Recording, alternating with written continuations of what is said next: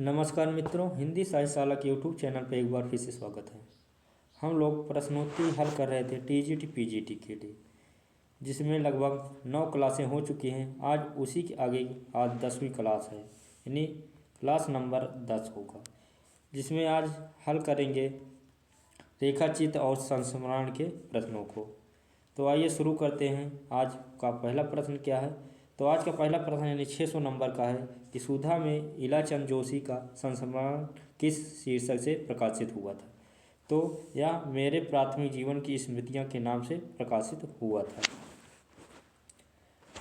601 number का प्रश्न है कि माटी की मूर्तें किस लेखक की रचना है। तो माटी की मूर्तें यह रामवृक्ष बेनीपुर की रचना है। राइट आंसर सी होगा। दूसरा नंबर का प्रश्न है हरिऔध जी का संस्मरण किस रचनाकार ने लिखा था।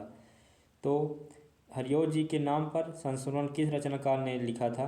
तो इसका राइट आंसर होगा बाल मुकुंद गुप्त, यानी राइट आंसर डी होगा। प्रश्न नंबर 3 है कि 30 दिन यानी मालवीय जी के साथ, यानी 30 दिन मालवीय जी के साथ किसकी रचना है बताना है। तो यह रचना राम नरेश त्रिपाठी जी की है। राइट आंसर ए होगा। प्रश्न नंबर 4 है कि रामा बिंदा और गीसा किस रचनाकार के संस्मरणात्मक रेखाचित्र हैं। तो यह किसके रेखाचित्र हैं। तो 4 नंबर का राइट आंसर होगा महादेवी वर्मा जी के यह सभी रचनाएं हैं। 5 नंबर का प्रश्न है रामवृक्ष बेनीपुर किस कृति में जेल जीवन पर आधारित संस्मरण संकलित है।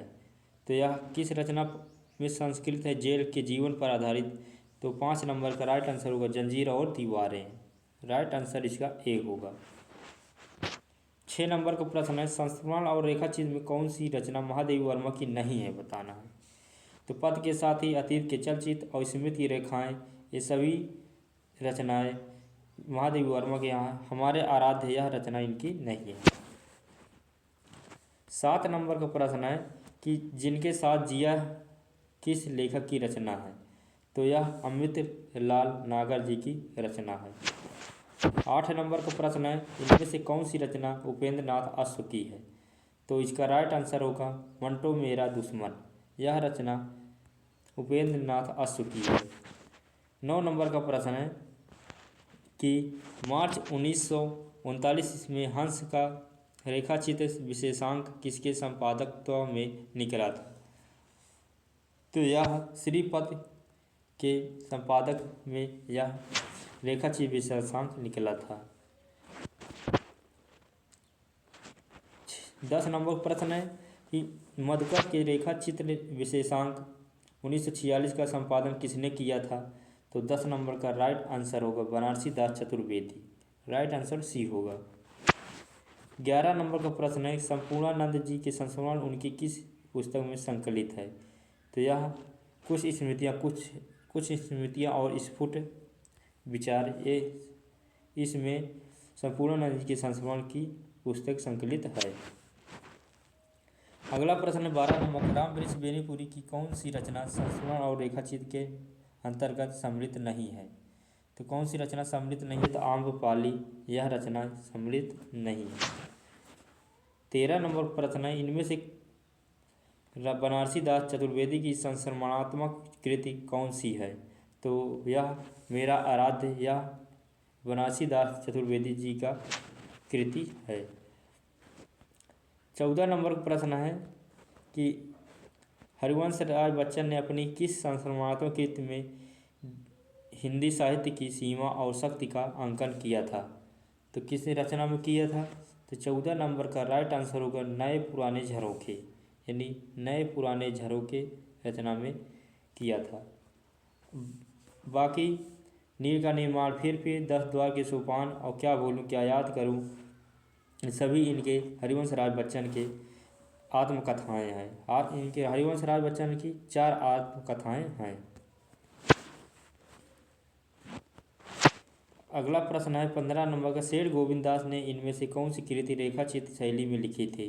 तो 15 नंबर का राइट आंसर होगा चेहरे जाने पहचाने। राइट आंसर बी होगा। 16 नंबर प्रश्न है कि हंस का प्रेमचंद स्मृति अंक 1937 किसने संपादन किया था? तो किसने संपादन किया था? तो 16 नंबर का राइट आंसर होगा बाबूराव विष्णु पराणकर ने संपादित किया था। 17 नंबर प्रश्न है कि जवाहर भाई उनकी आत्मीयता और सहृदयता पुस्तक किस लेखक ने लिखी थी? तो 17 नंबर का राइट आंसर होगा राय कृष्ण दास ने लिखी थी। 18 नंबर प्रश्न है कि इन रचनाओं में से कौन सी रचना राहुल संस्कृत्यान की नहीं है? तो कौन सी रचना नहीं है? तो क्षणता यह इनकी राहुल संस्कृत्यान की रचना नहीं है।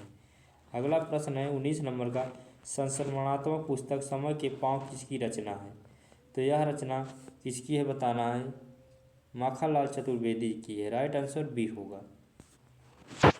20 नंबर का प्रश्न है यानी संस्मरण पर आज का लास्ट प्रश्न है 20 नंबर का कि इनमें से मनमथ नाथ गुप्त की संस्मरणात्मक कृति कौन सी है?